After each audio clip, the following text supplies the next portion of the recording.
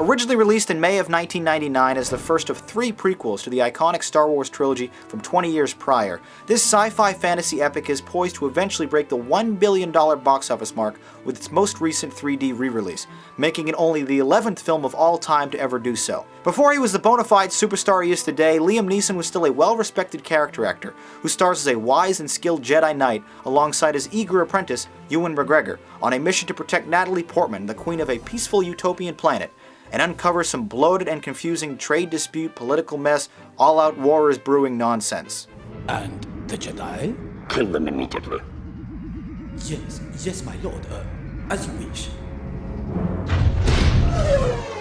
Captain, look!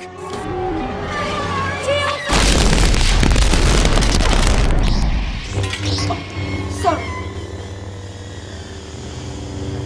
Dioxys.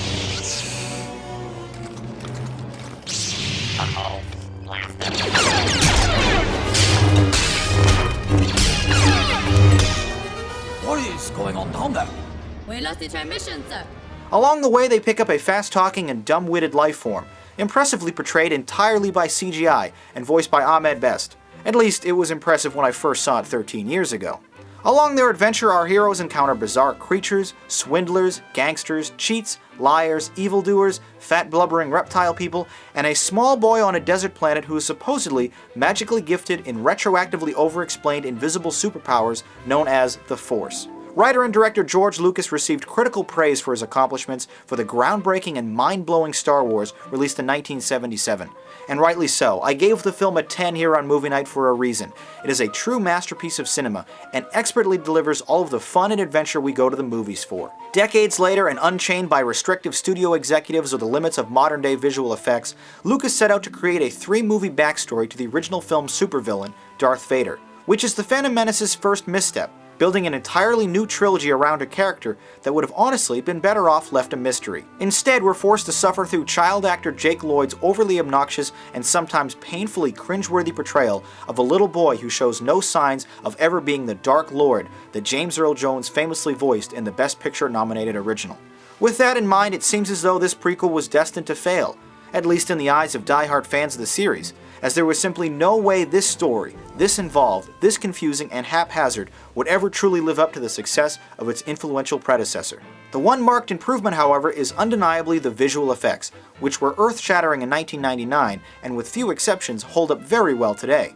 Thanks to the talented work of Lucas's own film effects powerhouse, Industrial Light and Magic, entire sequences of this movie are carried by computer-animated aliens, robots, and spaceships. Unquestionably, the best example of this and the de facto centerpiece of this fantasy film is a Ben-Hur-style no-holds-barred chariot race on low-flying superspeeders known as pod racing. It's an expertly crafted sequence with great effects, sounds, music, and editing. A thrilling 3-person lightsaber duel with the frightening Darth Maul caps off an otherwise mediocre film with a pulse-pounding climax. From the lush landscapes of Naboo to the endless city spires of Metro Planet Coruscant, the Phantom Menace is beaming with imaginative and inspiring visuals. It's just unfortunate they're populated with poorly written characters devoid of logical motivation or purpose. Fans of the original or fans of flashy science fantasy will enjoy this film, if only for the eye candy and explosive action sequences, but don't expect anything in the realm of great acting, writing, pacing, or high art.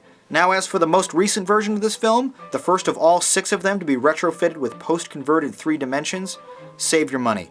It adds absolutely nothing to the proceedings, and as with all 3D projections, actually limits the film's brightness by an estimated 20%. Dozens of scenes seem like they were just left alone in 2D, while the rest of the film barely had any noticeable depth to them, including the pod race, which is perhaps the biggest waste of the entire 3D concept. The Blu-ray box set that came out last fall for $90 is a much better value. The image quality is outstanding, the commentary tracks are interesting and informative, and there's a plethora of great bonus features for longtime fans. Star Wars Episode 1: The Phantom Menace. Brilliantly imagined, but poorly executed. Well, those are my extended thoughts on this iconic film. Now let's see what you had to say about the Star Wars prequel in the YouTube comments.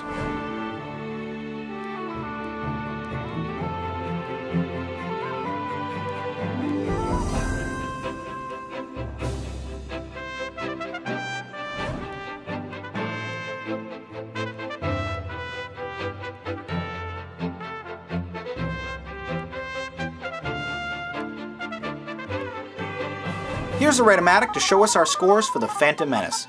A 7 and an 8. Lots of mixed and passionate reviews for this film, and I think we all understand why. For many kids, it's an almost rite of passage to fall in love with Star Wars growing up. And we're conditioned to believe that they're all masterpieces, which sadly isn't the case.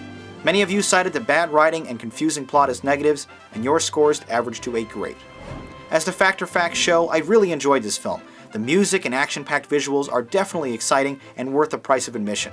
But the terrible plot, boring characters, and awkward pacing really hurt this film from reaching the memorable status of the originals. I thought it was cool though.